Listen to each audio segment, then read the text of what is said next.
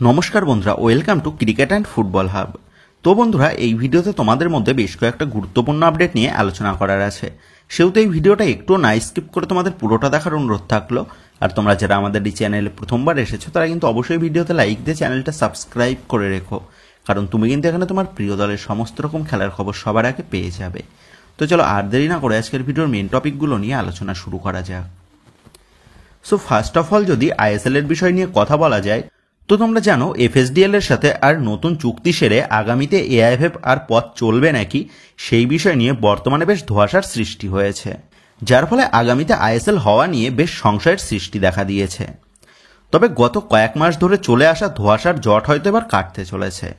তো তোমরা জানো সুপ্রিম কোর্টের রায়ের ওপর প্রাথমিক পর্যায়ে সবকিছুই কিন্তু আটকে রয়েছে, আর সেই কারণেই এবার কিন্তু সকল ভারতীয় ফুটবল প্রেমীদের নজর রয়েছে সুপ্রিম কোর্টের রায়ের দিকে। তবে সুপ্রিম কোর্ট নিজেদের চূড়ান্ত রায়টা জানানোর আগে সুপ্রিম কোর্টের নজর রয়েছে স্পোর্টস বিল নিয়ে কি রায় জানায় পার্লামেন্ট। গত সোমবার থেকে শুরু হয়েছে বাদল অধিবেশন, আর এই বাদল অধিবেশনে আজ উঠতে চলেছে স্পোর্টস বিলের প্রসঙ্গ। আর আজকের এই প্রসঙ্গে চূড়ান্ত হবে স্পোর্টস কোড, আর এই স্পোর্টস কোড দেখেই সুপ্রিম কোর্ট নিজেদের রায় জানাবে। ইতিমধ্যেই ফেডারেশনের তরফ থেকে সুপ্রিম কোর্টের কাছে আগামীতে ভারতীয় ফুটবলের সংবিধান কি হতে পারে সেই বিষয়ে একটা প্রস্তাব জমা দেওয়া হয়েছে। আর আজকের পার্লামেন্টের রায়ের ভিত্তিতেই সুপ্রিম কোর্ট তারা আগামীতে নিজেদের চূড়ান্ত রায়টা জানাবে। আর যেমনটা খবর, এই মাসের শেষের দিকেই সুপ্রিম কোর্টের তরফ থেকে তাদের চূড়ান্ত সিদ্ধান্তটা জানিয়ে দেওয়া হবে। সেহেতু আশা করা যাচ্ছে খুব দ্রুতই ভারতীয় ফুটবলের সুদিন আসতে পারে। তো যাই হোক, এবার পরবর্তী আপডেটটা বেরিয়ে আসছে আমাদের জাতীয় দলকে নিয়ে। তো তোমরা জানো কোচ মানালো মার্কোয়েজ রোকার আমাদের জাতীয় দল থেকে পদত্যাগ করার পর এআইএফএফ এর তরফ থেকে নতুন কোচ নিয়োগের কাজকর্ম তারা শুরু করে দিয়েছে।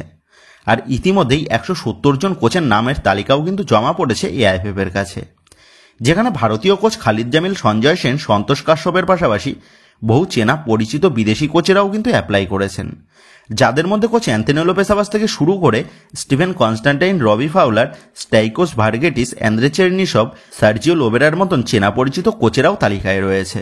এছাড়াও হ্যারি কিউয়েল, কাইও জার্নাদি, জাবি ভিনিয়ালাসদের মতন হাই প্রোফাইল কোচেরাও কিন্তু আবেদন জানিয়েছেন আমাদের জাতীয় দলের হেড কোচ পদের জন্য।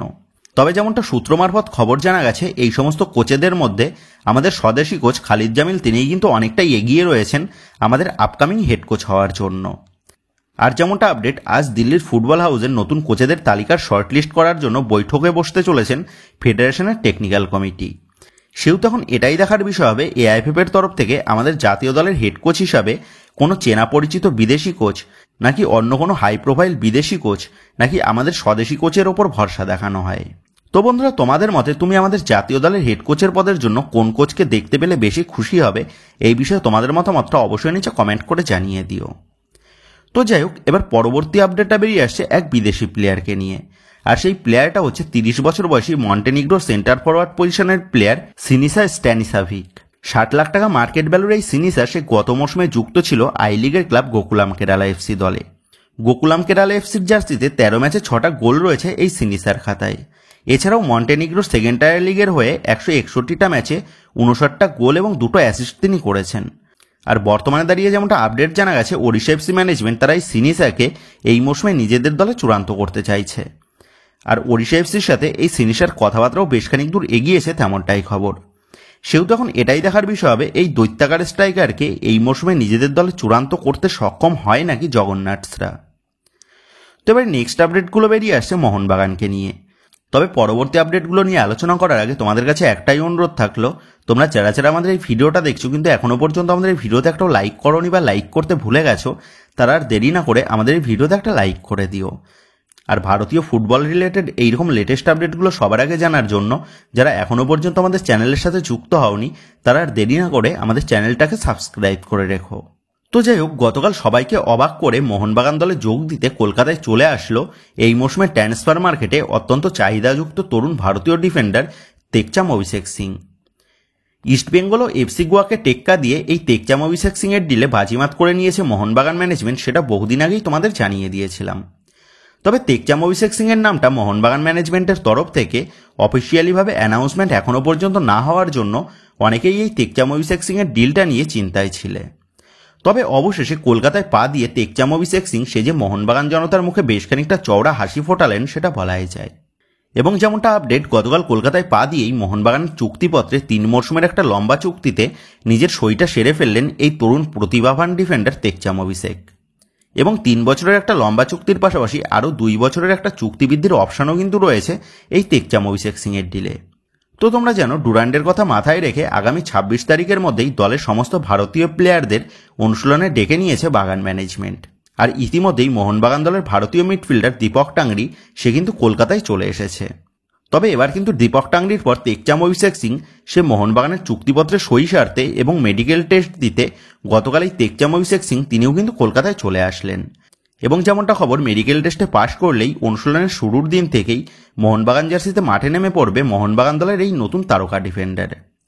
তো তোমরা জানো, কোচ মানালো মার্কোয়েজ রোকা তিনি কিন্তু এই তেকচাম অভিষেক সিংকে মোহনবাগান দলে যোগ দিতে বারণ করেছিলেন। তবে এই তেকচাম অভিষেক সিং সে মানালো মার্কোয়েজ রোকার রাজনীতিতে পা না দিয়ে সে কিন্তু মানালো মার্কোয়েজ রোকাকে ধোঁকা দিয়ে সে মোহনবাগান দলে যোগ দিয়ে দিল। আর আজ থেকেই এই তেকচাম অভিষেক সিংকে মোহনবাগান সমর্থকরা নিজেদের প্লেয়ার বলে কিন্তু দাবি করতেই পারে।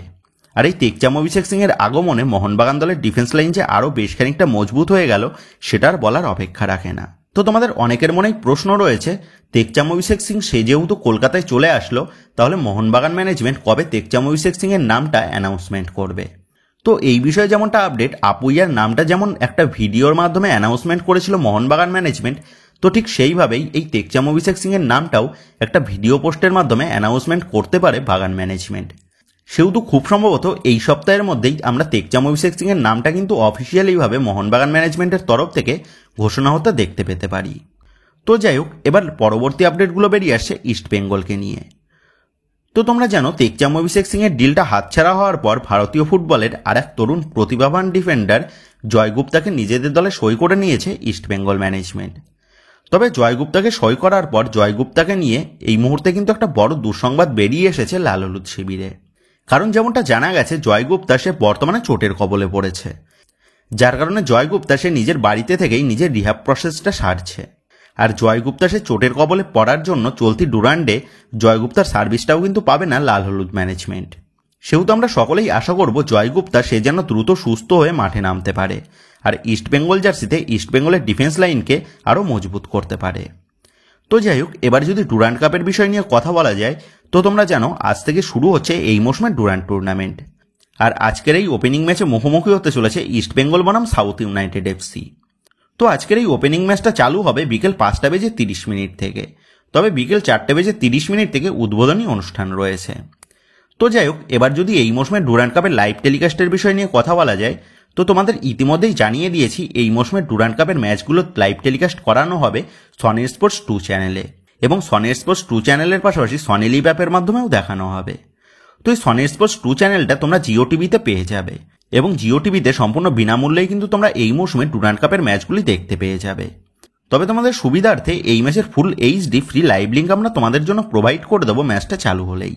সেহেতু যারা ফ্রি লাইভ লিঙ্ক দিয়ে ফুল এইচডিতে খেলা দেখতে চাইছো, তারা অবশ্যই আমাদের এই চ্যানেলটাকে সাবস্ক্রাইব করে রেখো, কারণ আমাদের এই চ্যানেলটাকে সাবস্ক্রাইব করে রাখলেই তোমরা এই রকম গুরুত্বপূর্ণ ম্যাচগুলির ফ্রি লাইভ লিঙ্কগুলো সবার আগে পেয়ে যাবে। তো যাই হোক, এবার যদি আজকের এই ম্যাচের জন্য ইস্ট বেঙ্গল দলের সম্ভাব্য একাদশ কী হতে পারে সেই বিষয়ে কথা বলা যায়, তো তার আগে তোমাদের জানিয়ে রাখি, গতবার লাস্ট মোমেন্টে ইস্ট বেঙ্গল ম্যানেজমেন্ট তারা তাদের 5 বিদেশি রেজিস্ট্রেশনের ক্লিয়ারেন্স পেয়ে গেছে। সেহেতু আজকের এই ম্যাচের জন্য ইস্ট বেঙ্গল দলের 5 জন বিদেশি কিন্তু অ্যাভেলেবেল থাকছে। তবে কোচ অস্কার বুর্জন তিনি 5 জন বিদেশিকে টিম লিস্টে রাখবেন নাকি সেটাই দেখার বিষয় হবে। তো মোস্ট প্রবাবলি নিজেদের থেকে তুলনামূলকভাবে সহজ প্রতিপক্ষ এই সাউথ ইউনাইটেডের বিরুদ্ধে কোচ অস্কার বুর্জন তিনি অ্যাটাকিং ফরমেশনে যেতে পারেন, যেখানে 3-5-2 ফরমেশন ইউজ করতে পারেন কোচ অস্কার বুর্জন। আর এই ফরমেশনে দলের গোলকিপার বিভাগে দেখা যাবে গিলকে, দলের 3 ডিফেন্সে দেখা যেতে পারে লালচুংনুঙ্গা, আনোয়ার এবং রাকিবকে। তবে লালচুংনুঙ্গা অথবা রাকিবের পরিবর্তে রায়নাকেও দেখা যেতে পারে। তো এবার মাঝমাঠের 5 জনের মধ্যে ডিফেন্সিভ মিডফিল্ড এবং সিডিএম পজিশনে দেখা যাবে জিকসনের সাথে রশিদকে, আর অ্যাটাকিং মিডফিল্ড পজিশনে খেলবে নাওরেম মহেশ সিং, আর 2 উইং ব্যাক পজিশনে দেখা যাবে বিষ্ণুর সাথে নন্দকুমারকে, এবং পরবর্তীতে বিপিনকেও মাঠে নামাতে পারে কোচ অস্কার বুর্জন। আর দলের জোড়া স্ট্রাইকার হিসাবে শুরু করতে পারে ডিমিত্রিয়াস ডিয়ামান্টাকোসের সাথে ডেভিড। সো অ্যাটাকিং ফরমেশনে এইরকমই লাইন আপ নিয়ে নামতে পারে ইস্ট বেঙ্গল। আর যদি শুরুর থেকে সেফভাবে খেলাতে চায় কোচ অস্কার বুর্জন, সেক্ষেত্রে তিনি কিন্তু 4-2-3-1 এই ফরমেশনে যেতে পারেন, যেখানে এই ফরমেশনে দলের গোলকিপার পজিশনে অবশ্যই দেখা যাবে গিলকে। দলের চারের ডিফেন্সে দেখা যাবে প্রভাত লাকড়া, আনোয়ার আলী, রায়না এবং মোহাম্মদ রাকিবকে। মাঝ মাঠে দেখা যাবে জিকসনের সাথে রাশিদকে। আপফ্রন্টের দুই উইংয়ে থাকবে বিষ্ণুর সাথে নন্দকুমার এবং অ্যাটাকিং মিডফিল্ডে খেলবে নাওরেম মহেশ সিং। আর দলের স্ট্রাইকার পজিশনে ডিমিত্রিয়াস ডিয়ামান্টাকোস অথবা ডেভিড যে কোনো একজন শুরু করবে। তবে শুরুর থেকেই আজ 4 বিদেশিকে হয়তো প্রথম একাদশে আমরা দেখতে নাও পেতে পারি। তবে ইস্টবেঙ্গলের প্রথম ম্যাচটা যেহেতু সাউথ ইউনাইটেডের মতন সহজ প্রতিপক্ষের বিরুদ্ধে, সেহেতু খুব সম্ভবত এই ম্যাচে 4 বিদেশিকে খুব বেশি সময় মাঠে নামাবেন না কোচ অস্কার বুরুজান। তো যাই হোক, এইরকমই প্লেইং 11 নিয়ে আজ মাঠে নামতে পারে ইস্টবেঙ্গল। তো বন্ধুরা, তোমরা কমেন্ট করে জানিও তোমাদের মতে আজকের ম্যাচের ফলাফল কী হতে পারে বলে তোমার মনে হচ্ছে। এই বিষয়ে তোমাদের মতামতটা অবশ্যই নিচে কমেন্ট করে জানিয়ে দিও। তো বন্ধুরা, এই ভিডিওতে এই আপডেট করা নিয়েই তোমাদের মধ্যে আলোচনা করার ছিল। তো আশা করি ভিডিওটা তোমাদের ভালো লেগেছে। তো যদি ভিডিওটা ভালো লেগে থাকে তাহলে ভিডিওতে লাইক দিয়ে চ্যানেল সাবস্ক্রাইব করে পাশে থাকা বেল আইকনটা অবশ্যই প্রেস করে দিও।